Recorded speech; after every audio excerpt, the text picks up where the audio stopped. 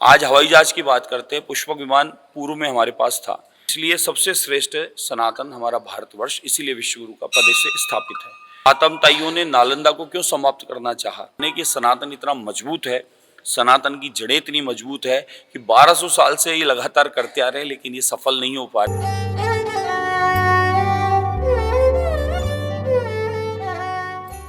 बाबा बाल मुकुंदाचार्य ये एक ऐसा नाम है जो जिसे किसी आज की तारीख में किसी पहचान की जरूरत नहीं है, किसी नाम की जरूरत नहीं है। ये नाम अकेला ही काफी है। हवा महल सीट से विधायक महाराज बाबा बाल मुकुंदाचार्य और हाथोज धाम के महंत आज हमारे बीच मौजूद हैं। अपने जो क्विक एक्शंस और जोरदार कामों की वजह से अक्सर चर्चा में रहते हैं और अपने कायदे से जनता की फायदे तक इन्होंने ना जाने ऐसे कितने काम किए हैं जिससे जयपुर वासियों को एक शांति से जीने का मौका मिला है। तो आज हमारे साथ मौजूद हैं बाबा बाल मुकुंदाचार्य। सबसे पहले मैं बाबा का स्वागत करता हूँ। नमस्कार। जय सिया राम, जय श्री बालाजी। सबको बधाई और शुभकामनाएं। और साथ ही हमारे आदरणीय प्रधान सेवक नरेंद्र मोदी जी के नेतृत्व में जिस प्रकार से अमृत काल में देश का विकास चल रहा है, अनवरत 2014 से हर गरीब कल्याण की योजनाओं के माध्यम से जनता के हर एक दुख दर्द को दूर करने का काम हो रहा है। देश विकास की ओर बढ़ रहा है, राजस्थान विकास की ओर बढ़ रहा है। उस क्रम में आप हम सब भागीदार बने, यही मैंने माँ लक्ष्मी से प्रार्थना की है। सबको बहुत बहुत शुभकामनाएं, बहुत बहुत मंगल कामनाएं। महाराज, आपसे मेरा एक सवाल रहेगा। सनातन धर्म की आप रक्षा तो कर ही रहे हैं और आपका ये कार्य करते हुए लोग बाग प्रसन्न भी हो रहे हैं और कहीं ना कहीं जो लोग हैं वो आपसे मोटिवेट भी हो रहे हैं। सोशल मीडिया पे ट्रेंड्स बनते जा रहे हैं और लोग आपको फॉलो भी करना चाहते हैं। लेकिन इसी बीच इस सोशल मीडिया की चकाचौंध से लोग बाग गलत तरीके से भी प्रभावित हो रहे हैं और जो नई नई तरीके की रील्स बनाकर हमारे धर्म का मजाक उड़ाने की भी कोशिश कर रहे हैं, जिससे धर्म का मजाक बन रहा है और धर्म को सही तरीके से दर्शाया नहीं जा रहा है। देखिए, सर्वप्रथम तो मैं उन्हें सचेत करता हूँ कि हमारा भारतीय अध्यात्म और सनातन धर्म संपूर्ण दुनिया में विख्यात है। पूरी जगत भारत को विश्वगुरु के नज़रिए से देखती है। उसका कारण है यहाँ का ज्ञान विज्ञान, यहाँ का अध्यात्म, यहाँ की पुरातन संस्कृति, यहाँ की परंपराएं, वो पूरी दुनिया में विख्यात है। और इसीलिए अखंड भारत जो बोलते हैं, यानी पूरी दुनिया में सबसे श्रेष्ठ भारत की परंपराएं और संस्कृति हुआ करती थी। समय अनुरूप कुछ कारण रहे, खंड होती चली गई, लेकिन आज भी भारतवर्ष का मान सम्मान पूरी दुनिया में है। आप अनादिकाल से देख लें, भारत के ऋषि महामुनियों का किया हुआ कार्य, उस जमाने के वो वैज्ञानिक थे जिनको आज की भाषा में बोले। आज हवाई जहाज की बात करते हैं, पुष्पक विमान पूर्व में हमारे पास था। आज कई तरह की मिसाइलों की बात करते हैं, अणु परमाणु की बात करते हैं। उस जमाने में हमारे राजा महाराजा या माने कि देवताओं के समय में उन सब का इस्तेमाल किया जाता था। और हमारी यहाँ की अध्यात्म के माध्यम से हमारे व्रत त्यौहार, हमारे उत्सव वो पूरी दुनिया में जाने जाते हैं। तो इसलिए सबसे श्रेष्ठ सनातन हमारा भारतवर्ष, इसीलिए विश्वगुरु का पद से स्थापित है। और पूरी दुनिया से अगर कोई अध्ययन करने भी आता था, शिक्षा ग्रहण करने भी आता था, तो नालंदा सबके सामने जीता जागता प्रमाण है। आतंकवादियों ने नालंदा को क्यों समाप्त करना चाहा? उसका एक ही कारण था कि नालंदा से पूरे विश्व को ज्ञान मिलता था, शिक्षा मिलती थी, जो लोगों को अखरता था कि भाई भारत तो विश्व गुरु है, ये सबको शिक्षा और ज्ञान देने वाला है। पूरी दुनिया का लेखन, पूरी दुनिया का पुस्तकालय का खजाना कहीं था तो भारत के पास था। हमारे वेद वेदांत में पूरी दुनिया की जीव से लेकर, यानी जीव से लेकर और पूरी दुनिया की जितनी भी वस्तुएं, सबका उल्लेख और सबका ज्ञान, सबका खजाना उसके भीतर में उपस्थित है। इसलिए भारत श्रेष्ठ है। तो कईयों को ये अखरता है, तो बहुत सारे लोग ऐसा चाहते हैं। ये आज से नहीं, 1200 साल से संघर्ष चलता आ रहा है। 1200 साल से लगातार आप देखोगे भारत की संस्कृति मिटाने के अलावा कोई दूसरा काम नहीं चल रहा। किसी न किसी माध्यम से कोई ना कोई बाहर के लोग यहाँ आक्रमणकारी किसी न किसी रूप में आते हैं, भारत की संस्कृति को मिटाना चाहते हैं, बिगाड़ना चाहते हैं। उसके माध्यम से वो अपनी चीज़ें परोसना चाहते हैं। या इस प्रकार का प्रयास चल रहा है। उस क्रम में कोई हो सकता है आज भी लोग बाग, लेकिन ये माने कि सनातन इतना मजबूत है, सनातन की जड़ें इतनी मजबूत है कि 1200 साल से ये लगातार करते आ रहे हैं, लेकिन ये सफल नहीं हो पा रहे। यही असफल होकर वापस बैक होते जा रहे हैं। तो इसलिए ये प्रयास कितना कर लें, हमारे भगवान कृष्ण का गीता का उपदेश पूरी दुनिया में बड़ी बड़ी यूनिवर्सिटी में गाया जाता है, पढ़ा जाता है, बोला जाता है, और लाइफ का पूरा मैनेजमेंट गीता जैसे उपदेश में छुपा है, वो उसके माध्यम से जीवन में आने से पहले और जीवन जीने के बाद, जीवन के बाद, उसके बाद तक का पूरा सारांश गीता के माध्यम से हमें सम्मानित है गीता के भीतर। इसलिए ये कितना प्रयास कर लें उन्हें बेकार जाएगा। फिर भी मेरा निवेदन है, बहुत हो चुका।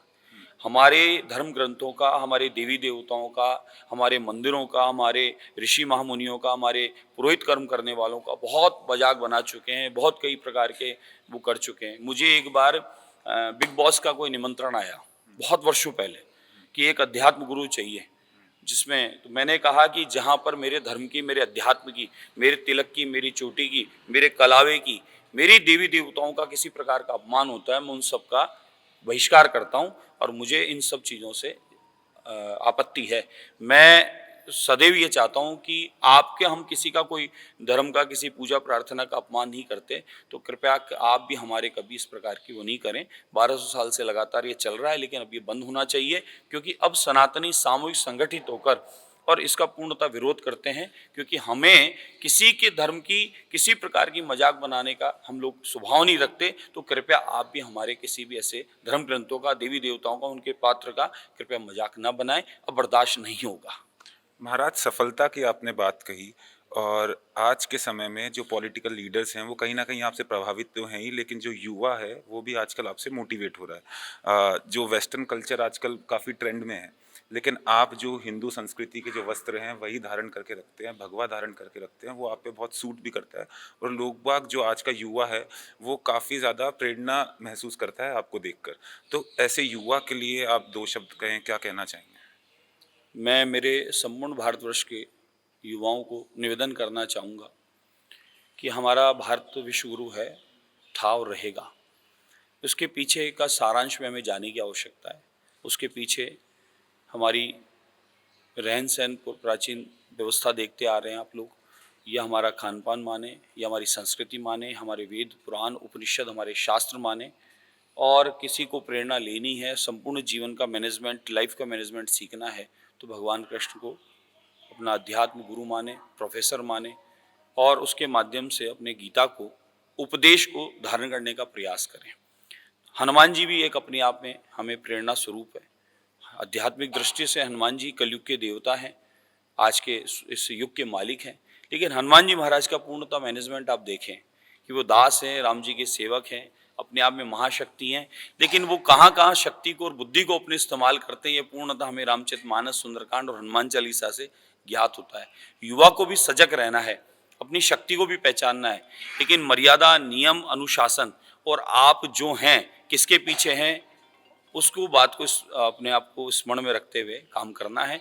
और हमें अपनी संस्कृति के लिए भी काम करना है, अपने देश के लिए भी काम करना है। हमें सुंदर महंगा जीवन मिला है, परमात्मा की कृपा से, माता पिता की कृपा से मिला है, तो इस जीवन का, महत्वपूर्ण जीवन का उपयोग, सदुपयोग होना चाहिए। ऐसा नहीं कि जीवन व्यर्थ के बातों में, व्यर्थ के कामों में, या सिर्फ मनोरंजन में पूरा जीवन निकल जावे। इतना महंगा एक एक क्षण कीमती है आपका, आप हम सबकी ड्यूटी बनती है, उन ड्यूटीज को पहचानने की आवश्यकता है। इस समय आवश्यकता के अनुरूप आपको अपने आप को भी, अपने समाज को भी, अपने परिवार को भी, अपने रिश्तेदारों को, जिनको जो मदद करनी है वो करनी है, लेकिन अपनी संस्कृति को, अपनी परंपराओं को, अपनी देश को, अपनी देश की मिट्टी को, और हमारे पशु पक्षी, जीव जंतु, लता पता, ये सब हमारी ड्यूटी है। पूर्वज हमारे लिए छोड़ गए, हमें आगे आने वालों के लिए छोड़ना है। तो आप हम सबको थोड़ा थोड़ा समय इन सब ड्यूटीज के लिए निकालना है। आप माने कि आपकी सफलता तो तय है, आप अपनी संस्कृति, अपनी परंपराओं के साथ जुड़े हैं, लेकिन साथ में आपको सफलता में भी अति शीर्ष पद मिले, उसके लिए अपनी ड्यूटीज के साथ, अपनी जिम्मेदारियों के साथ में काम करें। 100% आप जो चाहते हैं उससे अच्छा आपको प्राप्त होगा। महाराज, आप एक विधायक भी हैं और आप जनता की सेवा भी करते हैं, साथ ही साथ आप धर्म की रक्षा है वो भी कर रहे हैं। तो आपको प्रेरणा कहाँ से मिलती है सर, इतना सब कुछ करने की? अध्यात्म और धर्म और संस्कृति हमारी रक्षा कर रहा है, हम किसी की रक्षा नहीं कर रहे। ये धर्म है तो हमारी रक्षा और सुरक्षा है, ये अध्यात्म है। आप सोचें कि किसी से पूछे कि राम जी का जन्म कब हुआ, आज हर व्यक्ति को पता है कि कब हुआ।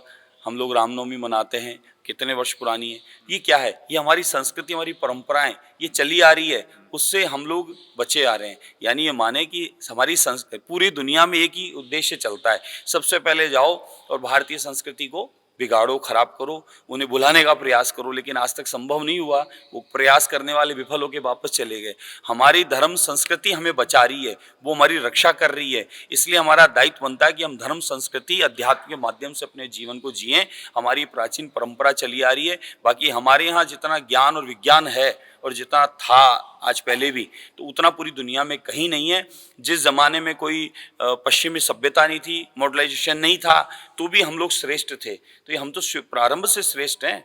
भारत तो प्रारंभ से श्रेष्ठ है। प्रकृति के अनुरूप माने, सूर्य के अनुरूप माने और हम लोगों की पुराने परंपराओं के माध्यम से माने, तो उन सब के में कोई ना कोई साइंस, कोई ना कोई विज्ञान है, और वह अध्यात्म विज्ञान वही हमारा रक्षा है, रक्षण है। तो इसलिए हमें उसके माध्यम से जीने का प्रयास करना चाहिए, उससे हम बच पा रहे हैं। इसलिए हमारी रक्षा का मुख्य माने केंद्र है तो वो हमारा अध्यात्म है, हमारी परंपराएं हैं, हमारे वेद, पुराण, उपनिषद हैं और हमारा सत्संग है।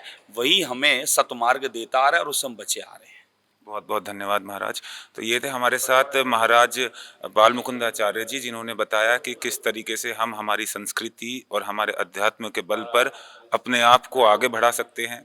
मैं धर्मेंद्र चौधरी, कैमरामैन जावेद के साथ, जयपुर ब्रेकिंग न्यूज़ के लिए। धन्यवाद।